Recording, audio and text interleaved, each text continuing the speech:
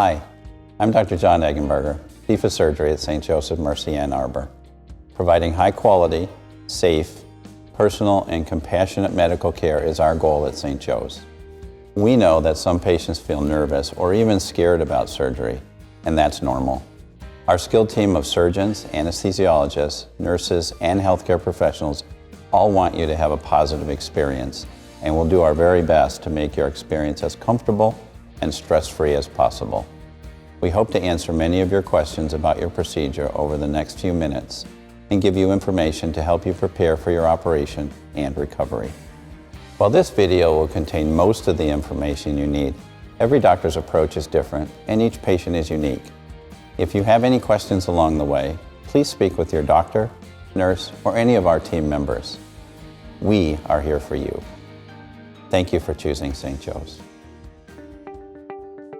As your surgery date approaches, there are several things you can do to prepare for your operation. By taking these few steps, you'll help promote a successful surgical outcome and speedy recovery. Physical activity will improve your blood flow and circulation, both essential during surgery and recovery. Eating a well-balanced diet and following a good nutrition plan will help promote natural wound healing. It's best to stop smoking 6 weeks before surgery, and you should not smoke the day of surgery. Within 2 weeks before your surgery, you'll receive a phone call from us to either schedule a pre-anesthesia interview at the hospital or schedule a phone interview. During this phone call, you'll be asked about your current medications and allergies. You'll be asked about your medical and surgical history. Having your medication bottles in front of you may be helpful. We'll confirm your surgery date and tell you which home medications may or may not be taken the day of surgery. Most patients who'll be going home the day of surgery will have a phone interview with a registered nurse. If your pre-anesthesia testing interview is in person, you may have some labs and/or diagnostic tests done at that time. Every patient is unique. Following pre-anesthesia screening and testing, you may be given additional information or instructions. These instructions may include seeing your primary care physician and/or your cardiologist. After midnight the day of your surgery, you should not have anything to eat or drink unless instructed otherwise. This includes candy, gum, and water. You may be instructed to take certain medications with a sip of water. If you are a smoker, do not smoke at all the evening before or the day of your surgery. If your surgery is scheduled for after 12 noon, you'll be instructed as to what time you need to stop eating and drinking.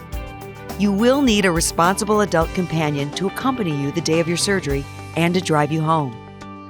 It's also a good idea to confirm your arrangements with your companion the day before.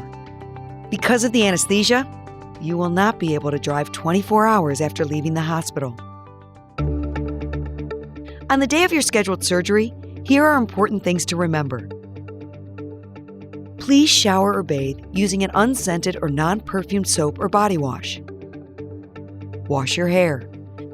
Do not put on any lotion, perfume, cologne, deodorant, and do not wear any makeup. Wear loose-fitting clothing. You may brush your teeth and gargle with mouthwash, but remember, do not eat anything, including breath mints, and do not chew any gum. Take only the medications you've been instructed to take, and take them only with a sip of water. Leave your valuables like jewelry, purses, wallets, cash, and credit cards at home. You will need your ID and your insurance card. Bring your glasses and hearing aids. Leave your contacts at home. If you must wear your contacts, bring your storage container. You'll be asked to remove them prior to surgery. You'll be asked to remove any dentures or removable dental work, body piercings, wigs, hairpins, hair clips, or wedding rings prior to surgery, so you may want to leave those at home as well. Do bring crutches, your walker, or your cane if you have an assisted device for walking. If you're being admitted after surgery, you're welcome to bring the following items: pajamas, robe and slippers, although hospital pajamas and gowns are available. Comfortable walking shoes if needed for walking after surgery. Personal toiletries, and your CPAP machine if you use one for sleep apnea. As a courtesy, We will check your machine to ensure proper functioning. You and your responsible companion should arrive at the hospital at your appointed time, which will be an hour to an hour and a half prior to surgery. Your surgery will take place in the main hospital operating room or in the outpatient surgery center, called the OSC. There are 2 separate entrances, so you should verify your site of surgery before coming to St. Joe's. If you're having surgery in the main hospital, you should enter at the imaging center and park in parking lot Q. If you're having surgery in the OSC, you should enter off Macaulay Drive and park in parking lot D. If you require a wheelchair, there will be one waiting at the entrance. When you enter, check in at the registration desk. From there, you'll be directed to the surgical waiting areas. Once you're in the surgical waiting area, you can confirm your arrival with the receptionist, who will give you a brief orientation and introduce you to the Surgical Services Tracking Board. The tracking board allows your companion to follow your progress through pre-op, surgery, and recovery. Each patient is assigned a tracking number, and only the numbers appear on the screen to ensure confidentiality. Your companion can leave a mobile number with the receptionist or use a restaurant-style pager that will work anywhere inside the hospital. When your name is called, you'll be escorted to the pre-operative unit by a member of your surgical team. Companions will need to wait for the first part of pre-operative care, which typically takes 40 to 45 minutes. Once you're in the pre-operative room, also known as pre-op, your height and weight will be verified. Your vitals will be taken.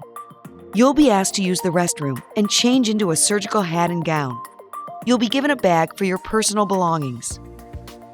For your safety, it is our routine procedure to verify your information several times before your surgery. Questions may include: what is your name and birth date? What kind of surgery are you having? And on what part of your body is the operation? If you have not already signed a general consent and/or surgical consent form, you'll be asked to do so. Please take the time to review the forms and confirm that the surgeon and procedure are accurately stated. While in pre-op, a nurse may shave the surgical site and start an IV. You may also have sequential compression devices, SCDs, applied to your legs, either in pre-op or in the operating room. These are stocking-like sleeves that'll squeeze and massage your legs during surgery to promote blood flow and help prevent blood clots. Also in pre-op, you will meet the anesthesiologist and the nurse anesthetist, both of whom will ensure that you are safe and comfortable in surgery. They will review your history and explain the best option for anesthesia during your surgery. You may be given some medication to relax you before you go into the operating room. Your surgeon will stop in to talk to you and answer any last-minute questions. Your surgical site may be marked at this time. Once you have had your initial meetings with the surgical team and received any necessary medications, up to 2 companions will be allowed to stay by your side until the anesthesiologist begins any necessary procedures or until you are wheeled into your surgical suite. By then, you will have learned the approximate length of your surgery, so your companion will be able to plan for his or her wait time appropriately. Most patients' last memory is leaving the pre-op unit and then waking up in the recovery room with their surgery completed. During your surgery, companions will be able to receive updates about you on the patient tracking board. While waiting, companions are welcome to use the beverage and snack station in the waiting area or visit the hospital cafe, Joe's Java, the gift shop, chapel, or in-spirit salon. Your companion should carry a cell phone or the provided pager when traveling outside the waiting area inside the hospital buildings in order to be reached with any updates. It's also helpful if your companion informs the receptionist upon leaving the waiting room. At the end of surgery, your companion will meet with the surgeon in a private consultation room to summarize the surgery findings and expectations for recovery. After surgery, you will go to the recovery room. When you're in the recovery room, your nurse will monitor you continuously and give you IV medication to help ease the pain and ensure your comfort. Following anesthesia, it's not unusual to experience chills or for sounds to seem louder. It is also common for time to go by quickly. You will be medicated for pain, and your nurse will make sure that you are comfortable. Your nurse will also encourage you to take deep breaths and cough. Companions are not allowed in the main recovery room, but companions will join you in your hospital room if you are being admitted. The minimum stay in the main recovery room is 1 hour, though longer recovery may be needed and is not unusual. The receptionist will provide your companion with your room number. In the OSC recovery room, your companion will be invited to join you while you are being prepared to go home.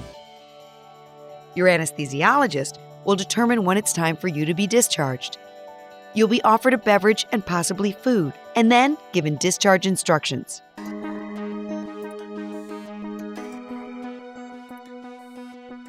Your room at St. Joe is private and has been designed with the comfort and convenience of you and your family in mind. Once you get to your room, you'll meet the nurse who'll be caring for you. The nurse will ensure that you're comfortable. You may be asked several questions about how you feel to assess your pain level. You may still have your sequential compression devices on your legs to promote circulation. You'll also learn a few tasks that you should perform in order to aid your healing. You'll be taught to cough and breathe deeply. This will clear your lungs and decrease your chances of getting pneumonia. If your surgery was abdominal, you'll be taught to use a pillow to splint your incision while you cough or breathe deeply. This will decrease pain at your incision site. You'll also be taught to use an instrument called an incentive spirometer. This is a device which helps you inhale deeply to expand your lungs. It will also decrease your chances of getting pneumonia. You'll be encouraged to get out of bed, preferably on the same day as surgery. Simply taking a walk down the hall will help your blood circulation. Our patient care associates will be available to assist you. Depending on your doctor's orders during your hospital stay, you'll likely be given 1 or more daily shots of heparin, a blood thinner medication. This medication is important to prevent you from getting a blood clot in your legs or lungs. When your medical team feels that you are well enough to return home, you'll be discharged.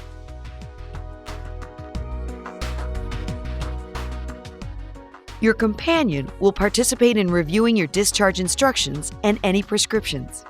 A written copy will be provided, and any questions will be answered. Before you leave the hospital, your care team will teach you some very important tasks to complete as you continue to heal at home. It is important that your companion relays your discharge information to you once you're alert at home. Your nurse will review your medications that you'll be taking.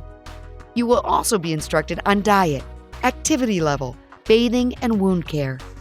Finally, you'll be given information on a follow-up visit with your surgeon, usually within a week after surgery. When you're ready to go home, your companion can drive to the main hospital entrance. A patient care associate will escort you to your waiting car. Remember, you will not be able to drive home.